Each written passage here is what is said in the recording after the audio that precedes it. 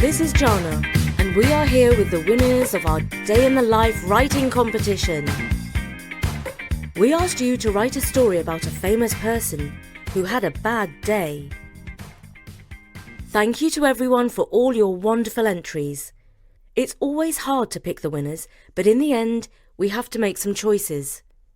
Here's what we came up with. The First Day in the Life is written by Grace Laverty from County Tyrone in Northern Ireland. Grace is 7 years old. Once upon a time, there lived two famous rock star sisters called Skulls and Midnight, also known as the Rock Twins.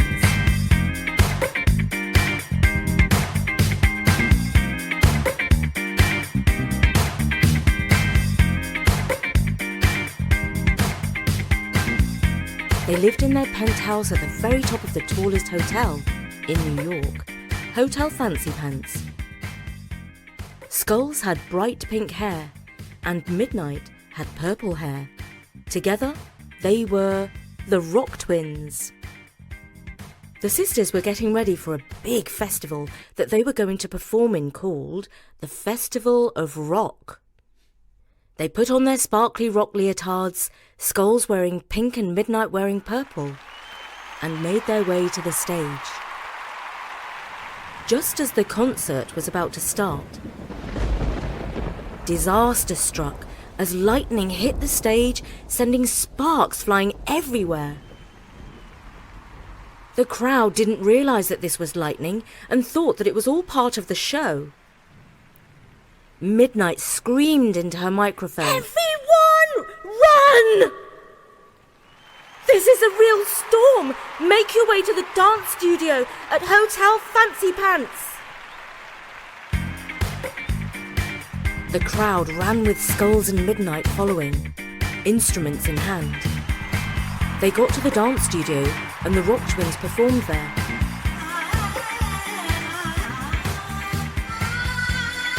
And the crowd went wild. It was their best show yet. They all lived happily ever after, and the Rock Twins learned to always check the weather before any performances. Well, that's a good lesson. Always check the weather forecast. Grace writes, "We really love Story Nori. I would be the happiest girl in the world if you picked my story." Thank you, Grace. Grace, we really liked the way your story was very visual, and we could easily imagine Skulls and Midnight on stage when the lightning struck. And we should give an honourable mention to Grace's sister Anna, who is just 5 years old, who wrote a story about a princess who had a very bad day when she foolishly played with a box of matches. And now over to you, Bertie. Thank you, Jana. Yes, that story about lightning was truly shocking. Our other winning writers are a little older. The next is by Nora Kay, aged 9, who lives in Eswatini. One cloudy black day in the morning, one very small, chubby person with a dash of green skin was standing in the bathroom getting ready for the day. Senator Bob Bobbing was putting on his red-coloured wig, already dreaming about the great day he would have with all the people who loved him because he was so famous. Bob went to the kitchen to get his cereal that makes you look green. He sat down on his chair, which had crazy cracks all over it. He had already gulped the whole bowl, and the table looked very messy with crumbs of the green cereal. Bob needed to get ready for his famous work. He packed his bag and he was off. Bob jumped out of his car at work and said, "Hey, fellas," with a squeaky voice. But the people did not say, "Hey, what's up? It's good to see you," like they normally did.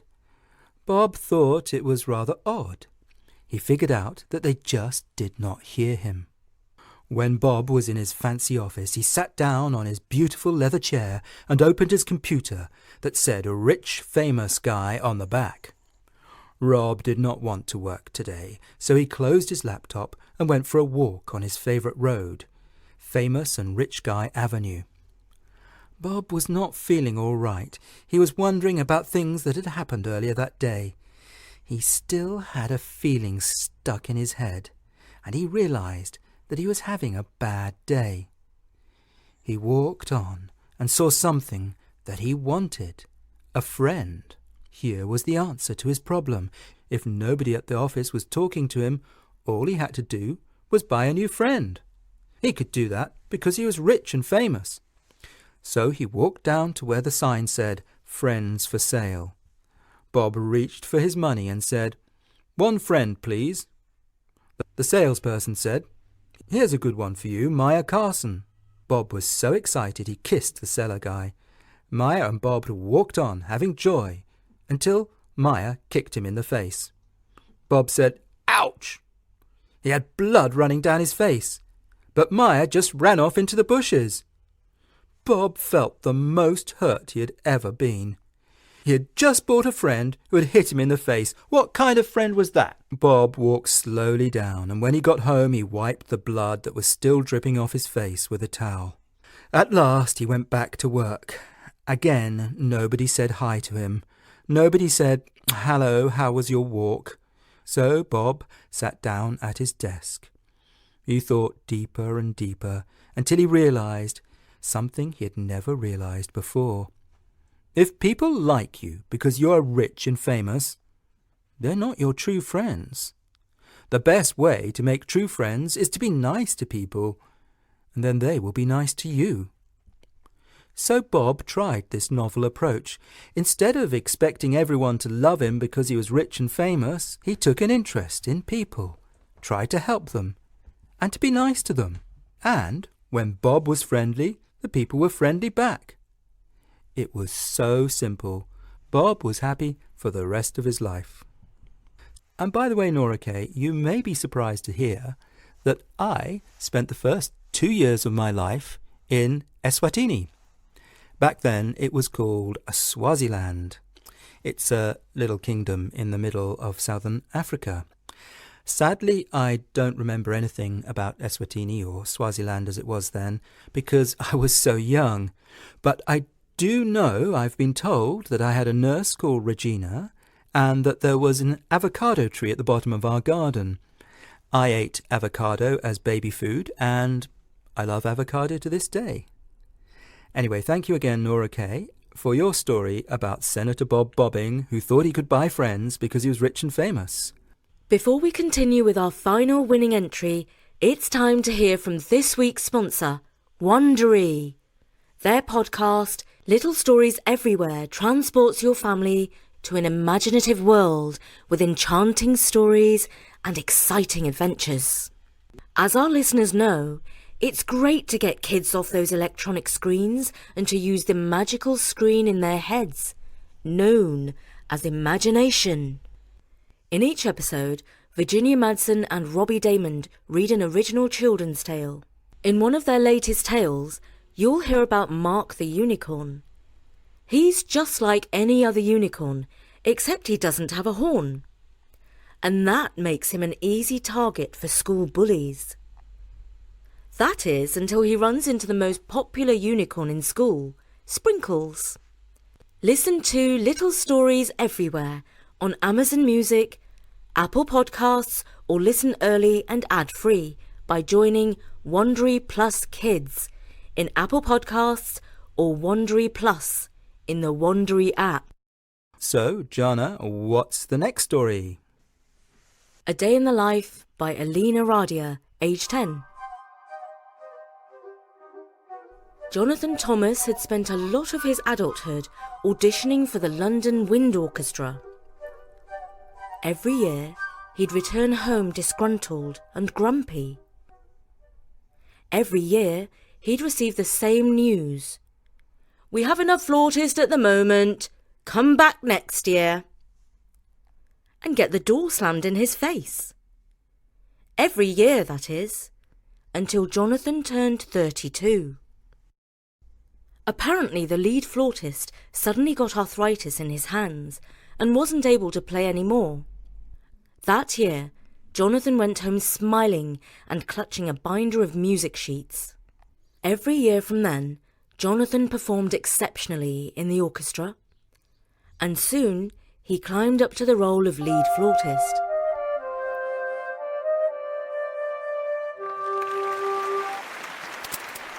He was showered with coins. One person even gave him their credit card. And he always went home grinning and his pockets jangling. The other performers couldn't help being a little jealous of Jonathan. True, his music was the most beautiful and fluttery of the whole orchestra. But he could be a little snobbish at times. He was often heard saying, "My music is the best of the best. It's not fair that I have to perform with you commoners." Of course, the conductor was oblivious to Jonathan's rudeness. He'd go babbling to anyone who'd listen. "Jonathan Thomas is the best flautist we've had in decades." He even talked the manager into paying Jonathan an extra £100 per hour. The other members of the orchestra objected quite a lot to this change in salary. But the conductor saw no sense in resetting Jonathan's salary back to standard. Because of all the extra money, Jonathan soon became a trillionaire. He was even able to buy a ruined castle and pay for the work done to turn it into a safe place to live. Soon he thought he had enough money and retired from the orchestra. He had no family, so he lived alone. One day, while Jonathan was lounging on a sofa munching on creamy chocolate cookies, a servant scuttled in holding an envelope. "This arrived for you today, sir," he mumbled and scurried out of the room. Jonathan tore open the envelope and squinted at the writing. It read, "To Mr. Jonathan Thomas, you may or may not know of the christening for the new princess born a month ago. All celebrities, such as yourself, are expected to come. Please bring along your flute, as you are expected to play. The christening is taking place on Sunday, 1st December, at Buckingham Palace. Sincerely, Edgar Edwardshire, butler to HRH Queen Elizabeth II." Jonathan's face went pale and then a sickly green. "Flute? Flute? They want me to play the flute?" he stammered. Then he let out an anguished yell, and Mr. Johnson, the butler, ran in. "Are you all right, sir?" "Johnson," Jonathan muttered. "Send a letter to the palace saying I can't go to the christening. Say I have to meet with the King of France or something. I can't go." Mr. Johnson scurried away and returned a few minutes later. The letter clutched in his hand read, "Dear Mr. Edgar Edwardshire, I am sorry to inform you that I have an important meeting with the King of France on the day of the christening. Please send my regards to Her Majesty. Sincerely, Jonathan Thomas." Mr. Johnson sent it off to the post office the very next day. The reply came back the following evening. "To Jonathan Thomas, they don't have kings of France anymore. Come to the christening on Sunday, 1st December, Edgar Edwardshire." "No!" Jonathan screamed, cried and kicked. But no matter what he did, he still had to go to the christening. Sunday, 1st of December, dawned snowy and cold. Jonathan dressed in his best suit and tie and trotted downstairs. He gobbled up a hasty scrambled eggs on toast, grabbed his flute and a random music score, and ploughed through the deep, fluffy snow to his electric limousine. The driver floored the accelerator and zoomed out of Cornwall and into London. 3 hours later, they arrived at Buckingham Palace. Jonathan tried to take as long as he could to get out of the car, but he still arrived on time. The ceremony passed in a blur, and before he knew it, Jonathan was asked to play his flute. I left it in the car," and flew out of the palace, leaving his flute on the chair.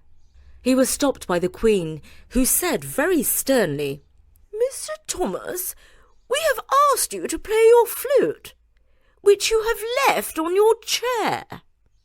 Jonathan gulped, picked up his flute, opened it, and made a terrible attempt at putting it together. Then he took a deep breath and blew. The sound he produced was like a very loud, wet raspberry. A gasp went around the room like a Mexican wave.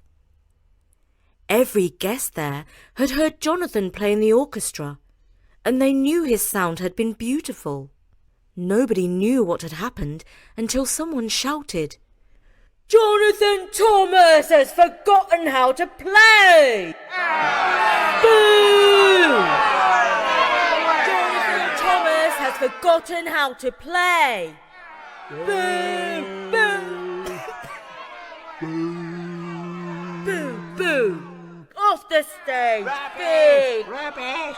Everyone started booing Jonathan and pelting him with fruit and vegetables brought in from the kitchen. He ran down the aisle with food coming at him from all sides. He slammed the door of his limousine and the driver sped back to Cornwall. Jonathan had learnt his lesson. Always tell the truth. And that was A Day in the Life by Elena Radia. We really like the story because Afflautis seems such an unlikely person to be super rich and famous these days. And it's also very well written. So well done, Elena, and a special mention to your younger brother Leon, who wrote about a famous paleontologist. Also quite an unusual profession. Special mentions go to Lena, who wrote about Leela Jones and her dog Rocky, Richard Tai from Beijing, who wrote about Madame Jeek and her car that dived down to another world, Evier, who wrote about Lord John and a spacecraft, Annalise Buss, aged 5, from San Francisco, who wrote a funny story about a cowboy who did everything backwards and then caught the hiccups, Abigail Herman, who wrote a very imaginative story about a flamingo's coronation, and Benjamin Dworin, who invented a colourful character called Flashy Tashy. And a special mention to Marie Chase Van der Kay, who wrote a story about a schoolgirl called Dorothy Bell Dougal. We liked that story a lot. It was just a bit long. And thank you to everyone who sent in your lovely stories. For now, from me, Jana, at storynori.com. Bye!